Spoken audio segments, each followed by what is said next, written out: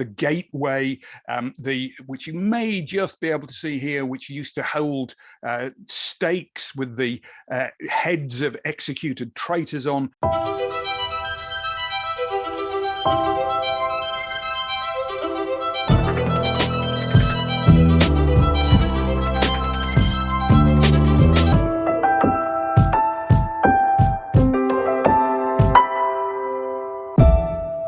There are so many what we might call iconic structures within London, but I've tried to pick some that give an overview of the city's history going back 2,000 years, fringing into the 20th and 21st centuries, but focusing probably a little more on that earlier history. And London itself, here is a satellite photo of it.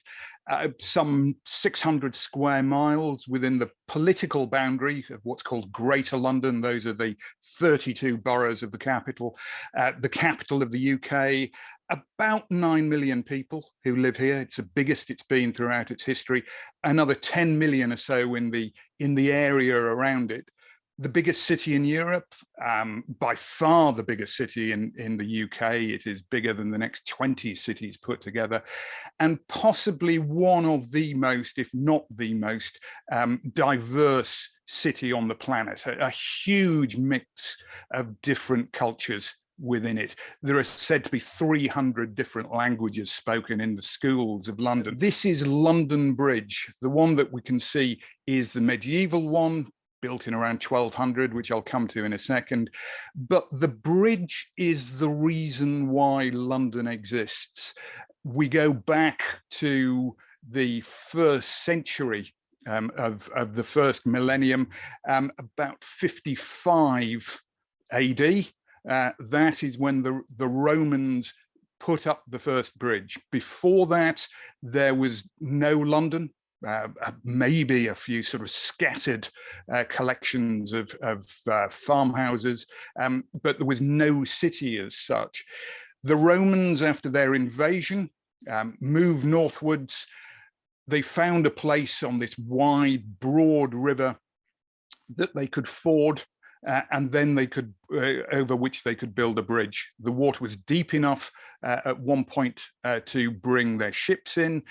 There was a couple of bits of firm ground on either side of this river. A bridge goes up. This becomes a focus for trade. It becomes a focus for the military. You have to defend bridges at both ends. In time, it emerges to be a port. And around that port grows the city of Londinium. At its peak, maybe 200,000 people living here. It is bigger in the 1st and 2nd centuries AD than it will be for another 1,000 years. There is a huge Roman forum. There is the governor's house. There are temples. There are baths. There is a huge fort. And one of the other things that the Romans bring to us is a walled city. Sometime in the 3rd century AD, they build a wall, and that wall becomes the focus of the emerging London.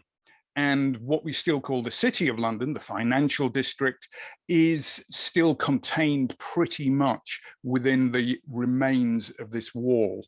The bridge is there throughout the Middle Ages. As London ebbs and flows, the Romans leave, the Anglo-Saxons arrive, the Vikings raid, but the bridge is a constant, and it remains the only bridge across the tidal Thames until the 1700s. An important part of trade, an important part of communications between the south of England and the London and the north of England. In the late 1100s, a king called Henry II decides that the bridge needs replacing. It needs to be something bigger. It needs to be something more substantial. And a builder called Peter de Colechurch is given the job of erecting the first stone bridge across the Thames. And this is, you can see the old images of it. It is similar to the Ponte Vecchio in Florence. It has got properties on it. It has got a prison. It's got a palace. It's got a church.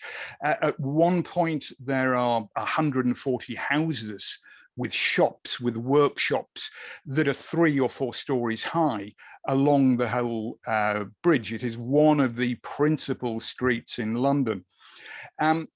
It also had the effect, with its 19 arches, of slowing the river down. As I mentioned before, the Thames is tidal. It ebbs and flows twice a day.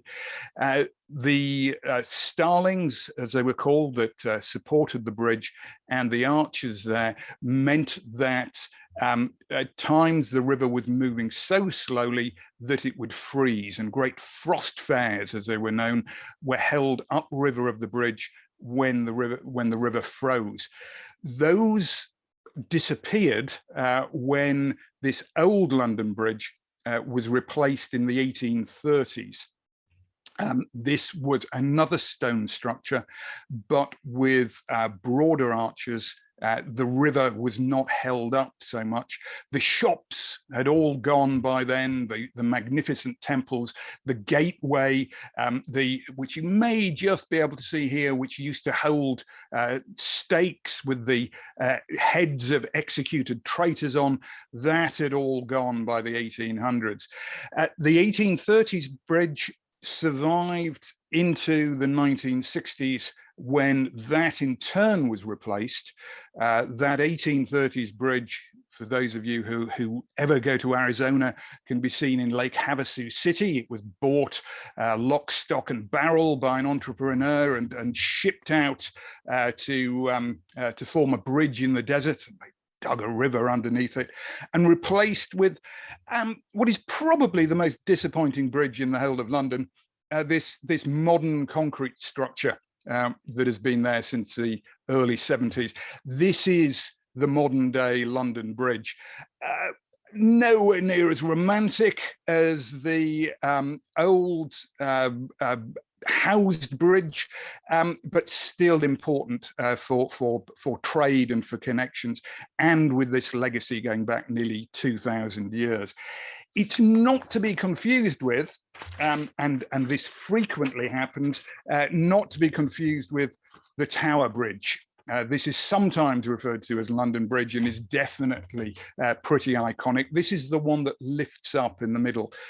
This one only goes back as far as the 1880s and is called Tower Bridge, and looks like this sort of medieval fortress because it is right next to our next building, and that is the Tower of London.